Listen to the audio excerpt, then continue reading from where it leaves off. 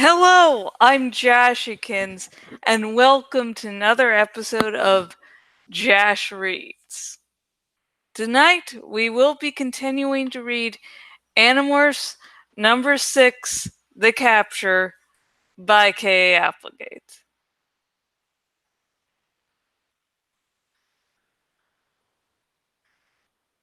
I could feel the Yerk opening my memory like a book again. He was checking through the list of all the morphs I had ever done. Dog, fish, flea, seagull, dolphin, ant, wolf. I knew what he must be thinking. Which could he use to evade the watchful owl in the tree above us? The owl who saw through the night like it was day, and heard the sounds no human could hear. She can't stay an owl forever, the Urk said. She has a 2-hour time limit, just as I do. But of course there's Rachel and Marco and Axe. You don't know how many of them are here. You don't know where they are or what they are. Can the owl watch a flea? I doubt it. Or an ant? Björk smirked. True. But how far can a flea travel in the 2-hour time limit? 20 yards? 30? Then you have to demorph, and my friends will have no trouble finding you. Shut up! He yelled, losing patience. I reveled in his anger. It meant he was scared. It also meant something else. I could not control my arms or legs. I could not even keep my mind closed from him. But he could not stop my thoughts. He could not stop me from talking to him. And I had the power to annoy him, to distract him when he should be focused on escaping. You think you can harass me? Oh shit, sorry. Messed up there. Rewind. You think you can harass me? He said, reading my thoughts as soon as I had them. You overestimate yourself. You underestimate us, Yerk. You thought you'd just orph and walk away. You guessed wrong. And your 3 days is less than 2.5 already. Tick-tock, Yerk. Tick-tock. Let's see whether your owl friend can handle a wolf as easily as she handled the falcon. He began morphing. The wolf form was one I had enjoyed. Wolves are not subject to much fear, and their instincts are easily manipulated. Not like ants, or the lizard that was one of my earliest morphs. I watched as my body sprouted gray fur, as my face bulged out to become a long snout, as my ears slid up the side of my head to rest on top. I see our owl friend is keeping her distance, the Yerk said. I've thought as much. He set out at a fast trot. Unlike tigers, wolves are long-distance travelers. They can cover amazing distances at a run. And worse, the wolf brain seemed to have some interior sense of direction. It knew which way was deeper into woods and which way led to the city. We ran through woods, through a night as dark as night can be. Clouds hung low over the forest, allowing only the palest glow from the moon. A quick jog back to what passes for civilization on this planet, to morph to human, and your friends will be powerless to stop me. Yerk said. I wondered who he was trying to convince. Me or himself? You're an arrogant bunch, aren't you? You Yerks, I mean. Arrogant? Why wouldn't we be? We are the most powerful race in the galaxy. Overlords of the Taxons, conquerors of the Hork-Bajir and the Sistram and the Mach, soon to be conquerors of the humans. Don't count the humans just yet, I said. And there are still the Andalites. We'll save the Andalites for last, he hissed. He stopped moving and pricked up his wolf's ears. There came a distinct howling sound, loud and not very far away. It rose and warbled and rose again before dying away. A second wolf voice howled. Another wolf. 2, the Yerk said. I felt him contact the wolf's own submerged instinctive mind. What was the meaning of the howling? A notice. A warning to any other wolves that we are here. Don't come around unless you want to risk a fight. Suddenly, I realized what it meant. I laughed. This is an area we were in before, I said. As wolves, we discovered silence. I know what you found. When will you figure out that I can read your memory as well as you can? We found another pack of wolves. They think this is their territory. I went on, enjoying the fact that I was bothering them. Those howls you hear? Those are my friends. They're calling to the other wolf pack. Better run faster, Yerk. That big male who runs the other pack is tough. The Yerk began running all out, pushing the wolf body for all the speed and endurance it had. The dark tree trunks were a blur as we ran through the night, followed by the howls of wolves who were not wolves. Then a smell on the wind, the smell of another wolf, a male wolf. I believe that's my old friend now, I said, laughing. The Yerk stopped running. Ahead, through the trees, a pair of glittering yellow eyes glared at us. Other eyes appeared.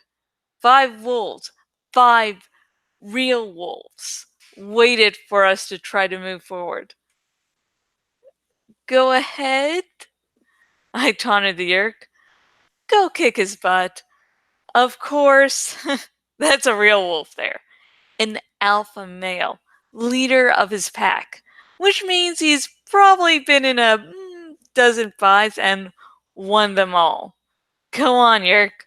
Tell him how the Yerks are masters of the galaxy. I'm sure he'll be very impressed.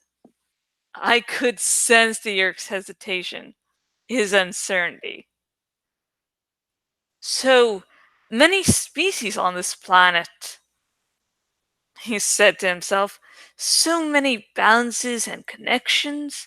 Everything preying on everything else. Every power is tricked by some other power. Every advantage is cancelled by some disadvantage. Yeah, Earth. It's a tough neighborhood. When we take this planet, we will eliminate these species. We will simplify. Things should be simpler. Yes, much simpler. I have a newsflash for you, Yerk. I don't think you're going to take this planet. I think this planet is going to take you. Just then, a human voice. So, you about done playing games? ready to come back to the shack? It was Marco. He was shoeless and wearing his morphine outfit. He had been one of the wolves who'd led us straight into the enemy pack. Marco shivered. Look, Mr. York, it's cold and I'm freezing. I always knew the situation with the morphine outfits was going to be trouble someday. So come on, let's just go back to the shack. For a moment, York was so enraged he was ready to leap at Marco and tear out his throat. But then, lumbering up behind Marco, came Rachel. The very large version of Rachel, with the trunk, the big leathery ears, and the two huge tusks. Marco seemed to guess what had gone through Yerk's mind. Go ahead, try something. A wolf pack ahead, a very large, surprisingly fast African elephant behind you, and more surprises in the woods all around you. Oh, and one more thing. Cassie is nestled down in your fur, sucking your blood, I imagine. She did the flea thing. I realized then that there is a very basic difference between Yerks and humans. A human will fight even when he knows he can't win. Maybe our species is just a little crazy, but human history is full of cases where a handful of guys would fight an entire army. They'd get stumped, but they fight anyway. That's not the way it is for Yerks. They are ruthless. They will do anything, absolutely anything, to win. But when the situation is impossible, totally impossible, they stop fighting. They figure that other Yerks will carry on the fight for them. Different ways of looking at your world. You are fools, the Yerk said, having read my thoughts. It is madness to fight when you cannot win. Yes, it is. It is foolish. It is crazy. I agreed. That's why we will win. Yerk demorphed and returned to human form. My human form. Marco walked away into the woods. Rachel rumbled off. A few minutes later, an owl appeared to lead the way back to the shack.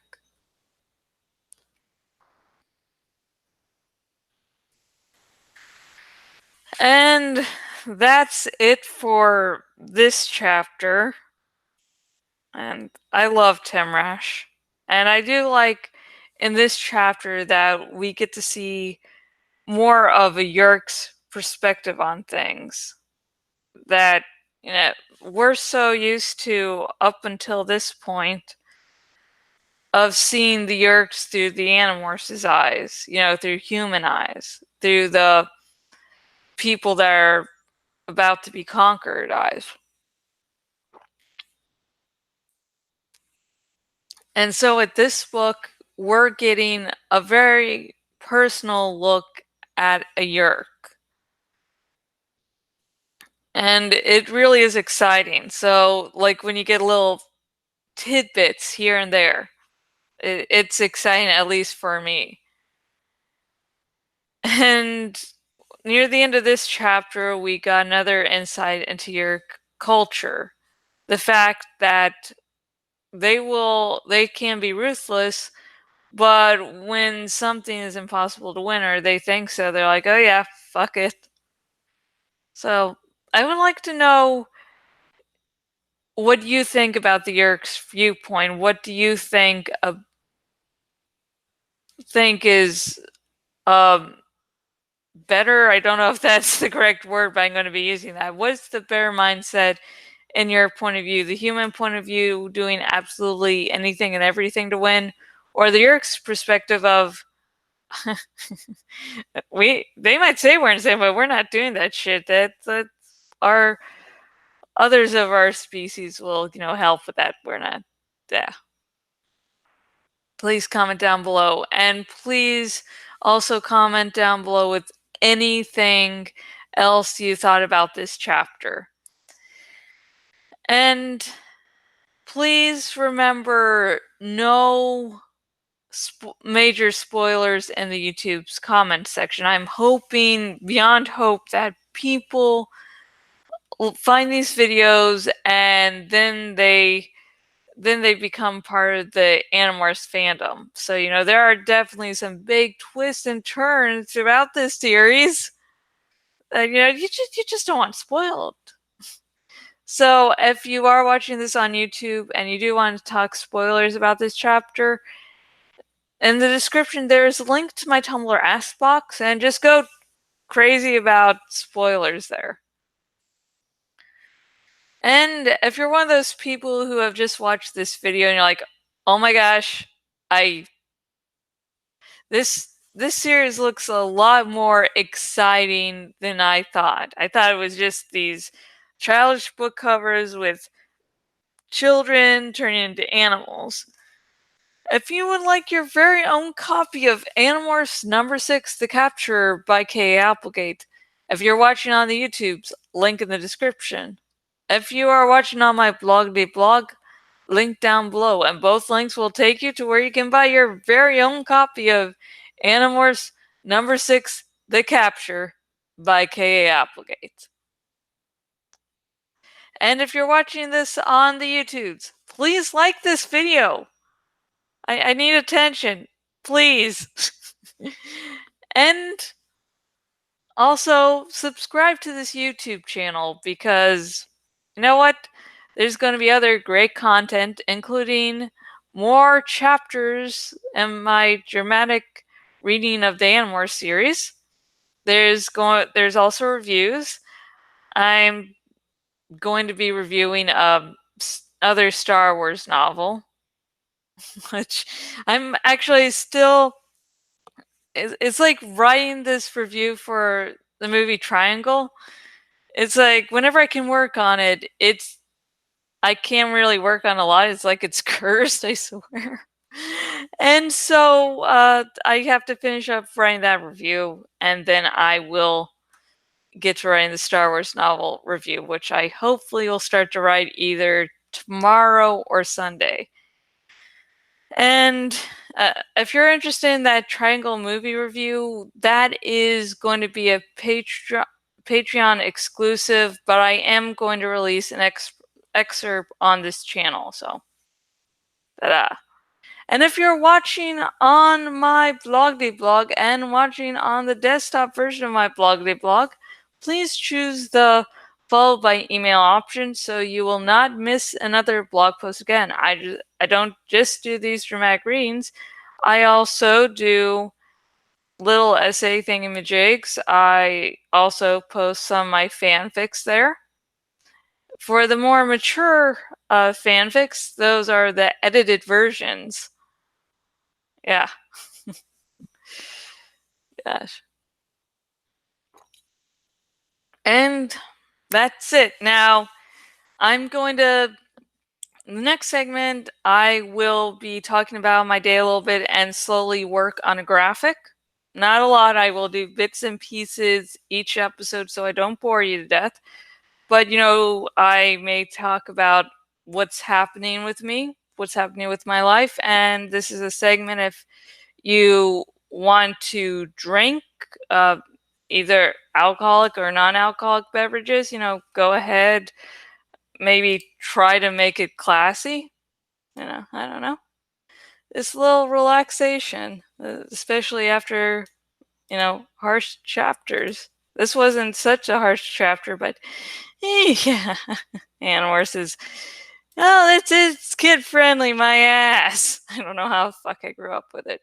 So anyways, I'm going to be starting with a graphic, and I'm going to do the easy shit first. And this is just going to be me getting some images, and then Oh shit, I did dragon. And then uh, working out the background a little bit. It'll be a stylistic background, so don't need to focus too much on the background there. Okay. Shit. God damn it. I prefer. I can cut out images, but in all honesty, I prefer those I that are already cut out. Just because I use transparency 9 out of 10 times because just to hide the little mistakes in my own cutting outs. And it's like, oh no, see, it's good, it's stylistic. Yeah, so like if you ever see, oh, I'm just gonna open a random thing to be the background for here. It's not gonna be what it's going to actually be. So if you ever happen to, run across one of my graphics that, the characters, there's transparency with the characters there, yeah, like 99.9% chance of, well, me fucking up and me going, see, not fuck up. Totally not fuck up. Okay, good. Okay. I'm just doing this here to test.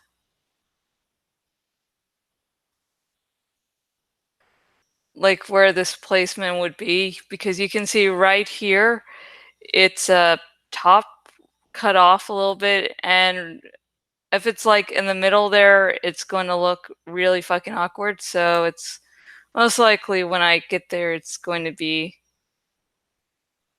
it's going to be near the top. Now I already have a bunch of Jorah little pics here, so I don't know. I don't know about that one. I sort of want him in his, winter garb. I mean, it looks odd all around, but I don't know, it just feels more natural. Ah, yeah. No, okay. Okay, that's gotta be one of mine. Because look at that piece of shit right here. It's like, oh my, I mean, I still could use it, I just have to, let's see, his hair suddenly fucked up there. I don't know, not too happy about the hair. So yeah, I can definitely tell that this most likely, oh yeah, because I did a graphic where I cut this out there. So yeah, you can definitely see the difference between this and the difference between here. Look at, ooh, god damn it. Okay, so I'm assuming not going to. Okay, beyond hope. Let's search for Jorah. Goddamn. Jorah Mormon transparent. And the problem with searching for a character that is not really favored by a bunch of the community. Sound like I'm talking about fucking LGBTQ or some serious shit. No. What I mean, when you're talking fandom and someone character is not really well liked, yeah, there's gonna be 9 out of 10 chance that, yeah. Oh, cool. Wow. So some people think that that Jorah Mormon's going to be Zora High End. In all honesty, I would love something picked out where him or an unpopular character is actually revealed to be Zora High. Just in all honesty, just because it'd be surprising. Okay, I don't know. But, and yes, the picture does concern fanfic I'm doing where he is Azor High, but long story short, he doesn't have a flaming sword. Okay, let's see this. Okay, even though I did want him with his winter garb there, right there, yeah, that pose is definitely what I'd prefer. Let's see what this says. All rights belong to George R. R. Martin. And okay, guys, this is from Scared 192. So I'm going to definitely add to favorites just to help them, get a little more recognition there. And let's tweet this. Ta-da! Okay. Damn. Okay, save. Now let's do this testing here. Of course, I'll go to downloads. Okay. And I think I've taken up everyone's time for now. So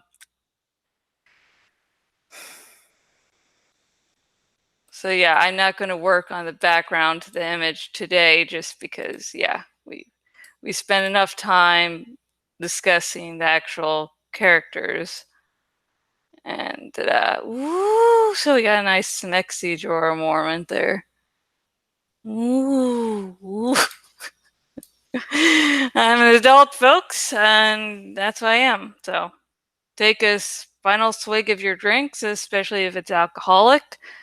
And the next episode of Jash Reads will be more of Animorphs number 6, The Capture by K.A. Applegate. And it will air on Monday, hopefully. I didn't double check with my doctor's appointment, so yeah, this week was like I had a doctor's appointment Monday, which I had to go in the hospital to get an EGD, and then Friday it finished with another little outpatient hospital to get another little test. And god damn, one of those liquids that they injected with me. Oh, that's a wow. I felt that's a great. The bad effects only lasted 5 minutes, but holy shit. Okay, so in short, the next episode Jash Reads will be on Monday. So keep tuned to the channel. And if you haven't caught up with my other videos, do so now. And until next video, goodbye.